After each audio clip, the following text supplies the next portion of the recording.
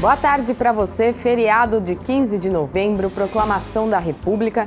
A gente já adianta que amanhã é dia de audiência pública para discutir o plano diretor aqui na Câmara.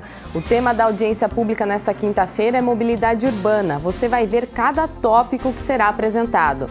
O presidente da Câmara recebe honraria da Revolução de 32.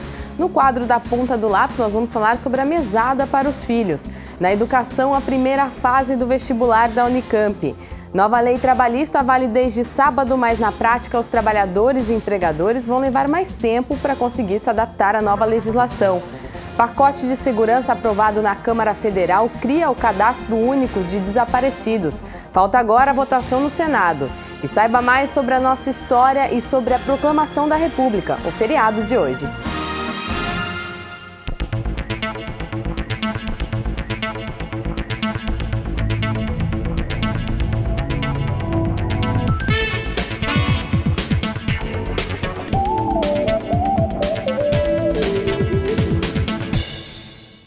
E olha, a gente já reforçou bastante aqui, mas cada vez que vai acontecer uma audiência pública para a discussão do plano diretor, nós trazemos os detalhes do que vai ser apresentado em cada encontro. Amanhã é a terceira das 6 audiências públicas convocadas pela presidência do Legislativo e o tema vai ser mobilidade urbana. A Câmara Municipal convida a população para participar da 19ª audiência pública para a discussão do plano diretor, Trânsito e Mobilidade Urbana. A Comissão Permanente de Mobilidade Urbana e Planejamento Viário vai discutir a estruturação do novo plano diretor com base no DOT, a nova concepção do transporte urbano para os próximos 10 anos, os objetivos e metas do novo modelo a ser implantado, as diferenças e melhorias previstas para o usuário e para o trânsito e a não apresentação do plano viário concomitante com o plano diretor. A audiência acontece no dia 16 de novembro, quinta-feira, às 19h30, no plenário da Câmara. O endereço é a Avenida Engenheiro Roberto Mangi, número 66, no bairro da Ponte Preta.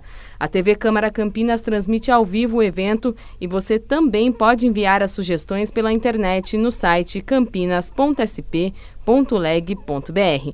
Participe! A audiência reforçando acontece no plenário a partir das 19h. É bom chegar com antecedência, pois é preciso fazer um cadastro para entrar aqui no plenário. Então, traga também um documento com foto.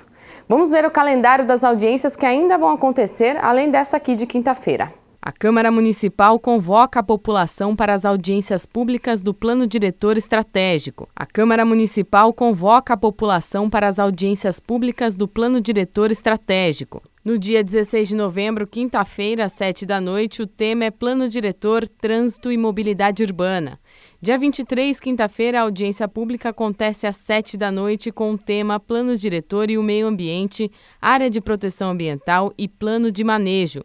Dia 25 de novembro, às 8h30, sábado, o tema é o Plano Diretor, Nossa Cidade e Região Metropolitana de Campinas. A última audiência acontece no dia 2 de dezembro, sábado, às 8h30, e a discussão vai ser sobre o Plano Diretor Estratégico com base em finanças e orçamento. Todas as audiências públicas vão acontecer no plenário da Câmara. O endereço é a Avenida Engenheiro Roberto Mangi, número 66, no bairro da Ponte Preta. Além de participar pessoalmente, você também pode enviar perguntas sobre o Plano Diretor Estratégico em cada audiência pelo site oficial do Legislativo, campinas.sp.leg.br. Participe! O presidente da Câmara, o vereador Rafa Zimbaldi, recebeu uma honraria da Revolução Paulista de 1932. Em uma reunião na Câmara, o presidente e vereador Rafa Zimbaldi recebeu também vereador Tenente Santini e o capitão da Polícia Militar, Rafael Cambuí Mesquita Santos, que entregou a honraria ao parlamentar pela contribuição com a comunidade e por seguir os ideais democráticos com liberdade, amor à legalidade. É uma alegria muito grande receber esta honraria da Polícia Militar sobre a Constituição de 32. Eles prestam essa homenagem às pessoas que respeitam a Constituição. Então, para a gente, como presidente da Câmara, como legislador, é um prazer poder receber essa honraria. A Revolução de 1932 foi um movimento paulista. Entre os meses de julho e outubro, visando a derrubada do governo de Getúlio Vargas e uma nova Constituição. Essa medalha ela homenageia aqueles que enaltecem a Constituição, os valores cívicos, o culto, a democracia e a liberdade de expressão. E o Rafa, felizmente, tem apoiado muito a gente nesse sentido de divulgar os ideais da Revolução de 32 e por isso o núcleo se reuniu e indicou ele para receber essa comenda. O vereador Tenente Santini lembrou da parceria existente entre a TV Câmara Campinas e a Polícia Militar, que durante a programação ensina dicas de segurança. A TV Câmara tem que ser uma TV, além de demonstrar o trabalho dos vereadores, tem que ser uma TV instrutiva, né? Então a população, às vezes, vendo uma simples dica de segurança, ela acaba se preservando, se precavendo numa possível fraude, num possível roubo, de ser vítima de alguma coisa. Então esse trabalho que a TV Câmara faz com a Polícia Militar, eu acho que ele é muito esclarecedor e muito instrutivo a toda a população. O trabalho de um presidente da Câmara exige um estudo diário da Constituição. Desde de um simples projeto de lei que a gente vê se existe a constitucionalidade, a legalidade deste projeto, até nos atos administrativos aqui como presidente. Então é um exercício que a gente pratica aí diariamente, respeitando logicamente a Constituição Federal, Constituição Estadual, a nossa lei orgânica, que é a Constituição Municipal. Você aí de casa tem filhos e não sabe qual é a melhor idade para ele começar a lidar com dinheiro? Nosso quadro de educação financeira hoje fala sobre a mesada. Oi pessoal, hoje nós vamos falar sobre mesada para crianças.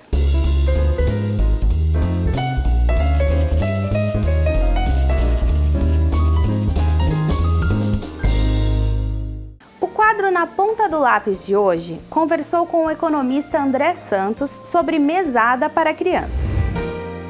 O primeiro passo é você identificar, fazer um diagnóstico e identificar quanto você gasta por um período de 30 dias para aquele seu filho.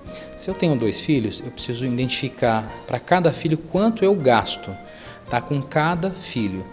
Feito isso, eu tenho uma base para que eu possa estipular a mesada. E o gasto seria gasto com supérfluos, passeios.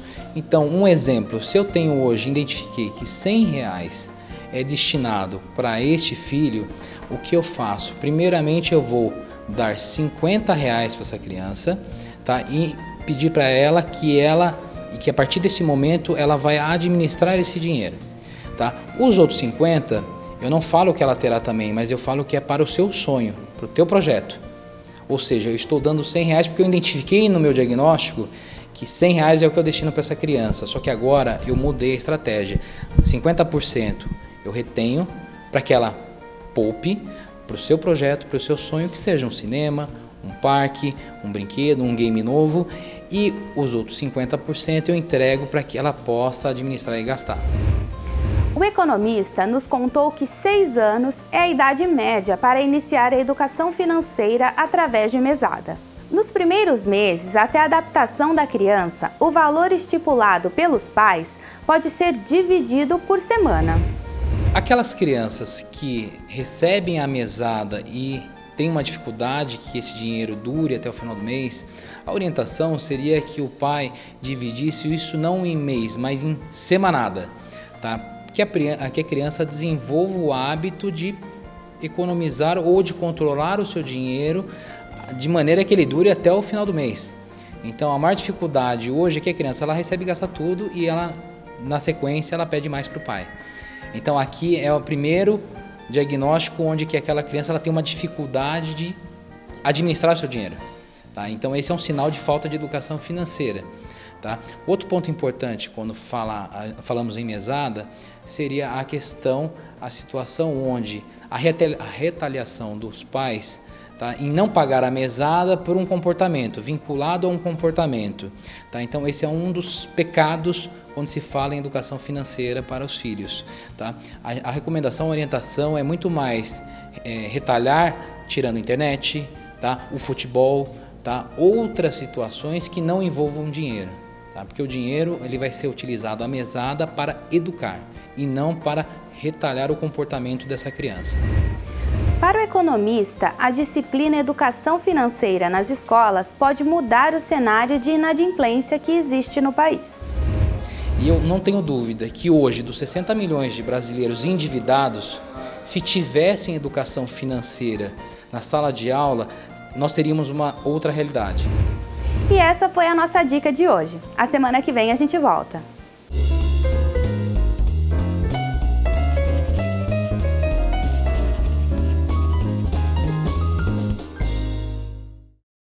E depois do intervalo tem o quadro de educação. Depois do Enem, domingo é dia da primeira fase da Unicamp. As dicas em 1 minuto.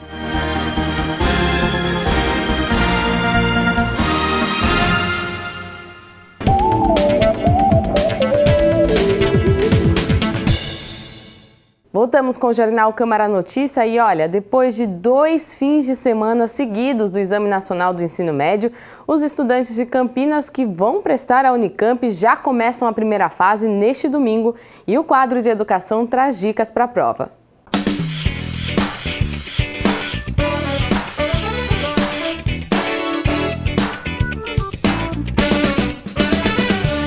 Domingo tem a primeira fase do vestibular da Unicamp e a gente confere as principais dicas para a prova com o coordenador executivo da Conveste. A primeira é que você não perca o seu horário, porque afinal de contas os portões fecham às 11 horas, horário oficial de Brasília. Então, portanto, chegue antes, a partir do meio-dia você já pode entrar no prédio. E aí a gente está recomendando que as pessoas não se candidatem a se tornar meme, ou seja, portanto, cumpra o horário e que ao entrar, faça a prova com tranquilidade, você terá 5 horas para fazer essa prova, responder as 90 questões, leia com tranquilidade e o principal já foi feito. Durante a prova, segundo José Alves, é importante ficar atento ao tempo de resposta de cada questão. A nossa recomendação sempre é que os enunciados contêm pistas para você entender as perguntas, para contextualizar, porque a prova da Unicamp não é uma prova conteudista, então logo as referências que são dadas no enunciado são muito importantes. Então decifrar bem o que está sendo apontado e apresentado por aí permitirá ao aluno responder com grande capacidade. O resultado dessa primeira fase sai ainda este ano, já que a segunda fase acontece em janeiro. Sai no dia 11 de dezembro e as notas individuais do dia 21 de dezembro, porque daí nós teremos a segunda fase no mês de janeiro. E como é regra geral para a prova de domingo, é bom evitar levar celular e ficar atento também ao material necessário para a realização da prova. O candidato não terá acesso a nenhum tipo de recurso tecnológico, nem mesmo relógio ele vai poder utilizar durante a prova. A Conveste prepara toda a infraestrutura para poder armazenar esse material. Não esqueça de caneta esferográfica preta, transparente, que é a única coisa que você precisará. E claro, se quiser trazer uma barrinha de cereal, uma água, para você não se dispersar e nem mesmo perder tempo, ao realizar a sua prova, são dicas bem-vindas. A nova lei trabalhista começou a valer no último sábado, mas ainda vai levar um tempo para formar novos contratos e também para empregadores e trabalhadores se adaptarem às novas regras. A reportagem é da NBR, emissora do governo federal. Nas ruas do centro de Brasília, nem todo trabalhador sabe das novidades. Não sei de nada.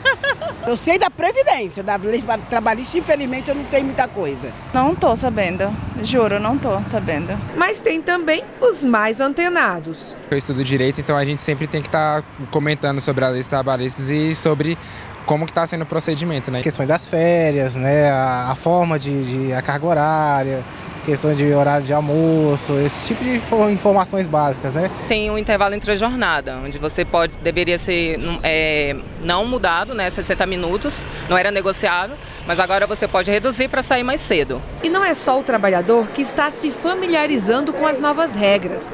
Para este especialista, as mudanças vão levar um tempo para serem absorvidas pelos patrões. Tanto os sindicatos como as empresas vão ter que identificar as oportunidades, vão ter que conversar e aos poucos eles vão começar a aproveitar as oportunidades, as janelas que estão sendo abertas. Para a Confederação Nacional da Indústria, o tempo de maturação da lei deve ser de até 3 anos. Ela entra em vigor no dia 11, mas nós temos milhares e milhares de contratos que estão em andamento e que, por certo, demorarão um certo tempo para que se entenderem necessário trabalhadores e empregadores daquela relação de trabalho, se modifique alguma coisa. No momento de transição para as novas regras, confederações estão promovendo debates e tirando dúvidas sobre a atualização das leis trabalhistas. A CNC está fazendo um trabalho muito efetivo em dar conhecimento e divulgar a lei da reforma trabalhista. Ela é muito importante porque traz para o comércio uma nova forma de contratação.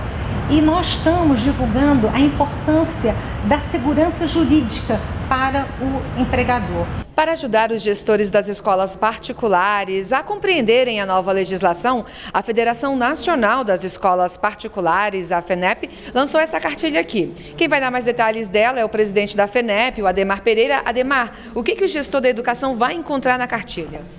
Olha, nós tentamos limitar a 30 páginas, né, de perguntas e respostas, abordando os principais assuntos que a reforma trouxe. Ela é muito abrangente, mas o fundamental é que nós, como federação, temos que instrumentalizar os sindicatos e as escolas para, a partir de agora, a negociação ser levada muito a sério, porque o que está escrito na convenção é lei. Adriano é diretor de uma escola particular de Brasília, que tem 25 funcionários. Ele aproveitou a cartilha para tirar dúvidas e se inteirar das novidades. Ela vai flexibilizar a gestão da escola com o professor para que ele possa ter outras oportunidades. Eu acho isso excelente. Segundo o ministro do Trabalho, alguns pontos da nova lei estão sendo discutidos pelo governo, que deve sugerir adequações. A natureza do governo do presidente Michel Temer é o governo do diálogo permanente e amplo.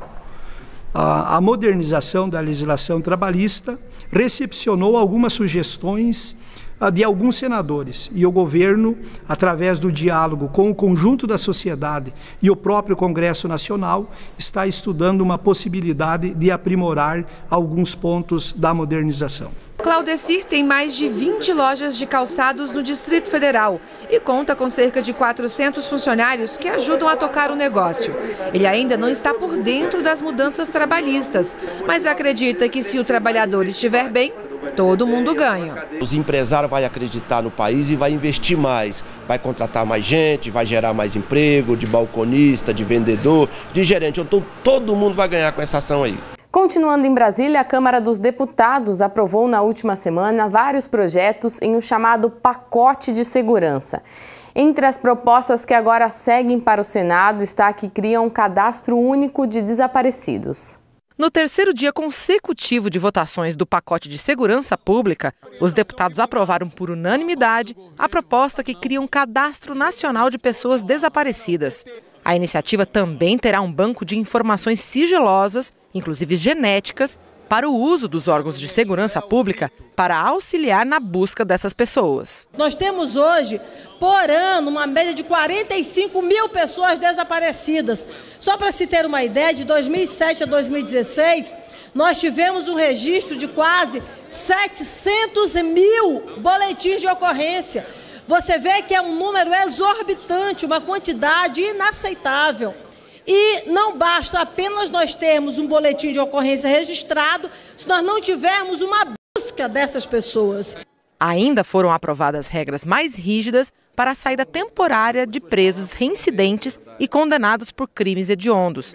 Conhecido como saidão, o benefício é dado em datas comemorativas. Se nós acabarmos, como se propõe aqui, com a saída, que tem toda uma determinação, tem que ser autorizada pelo juiz, ouvido o Ministério Público, enfim, há uma série de condicionantes. Acabar com isso em função de menos de 5% que se evadem, que não voltam, e nem todos os que não voltam se dedicam à atividade criminosa, vamos reconhecer isso, e sacrificar 95% que tem nesse tipo de benefício um instrumento de ressocialização. Como podemos permitir que um condenado por tráfico, por estupro, por homicídio, muitos deles qualificados, possam sair nas vésperas de Natal, ou na Páscoa, ou em momentos que a lei prevê, sem um mínimo de controle aonde esse condenado estará? Se for para colocar as tais pulseiras eletrônicas, tudo bem, mas deixar simplesmente autorizado essa possibilidade, sem que haja uma fiscalização, ocorrerá o que nós estamos assistindo: a reincidência em delitos vários. E para encerrar, a gente entende mais da nossa história e desse feriado da Proclamação da República. A monarquia era um sistema enfraquecido no mundo no final do século XIX. O Brasil era o único que adotava esse regime na América do Sul. Em meados de 1880, houve um colapso no reinado de Dom Pedro II. Havia uma crise econômica gerada após a Guerra do Paraguai e os ideais republicanos ganharam força. Assim, os militares, a classe média, estudantes e profissionais liberais passaram a fazer oposição à monarquia brasileira. Os membros da Igreja Católica Brasileira também estavam descontentes com o Império, pois existia muita interferência real nos assuntos religiosos. Com a abolição da escravatura, a elite produtora de café teve problemas com a mão de obra. Assim, Dom Pedro II perdia o apoio de seus últimos aliados. Foi quando, em 15 de novembro de 1889, o Marechal Deodoro da Fonseca reuniu as tropas no Rio de Janeiro, dissolveu a corte e proclamou a República.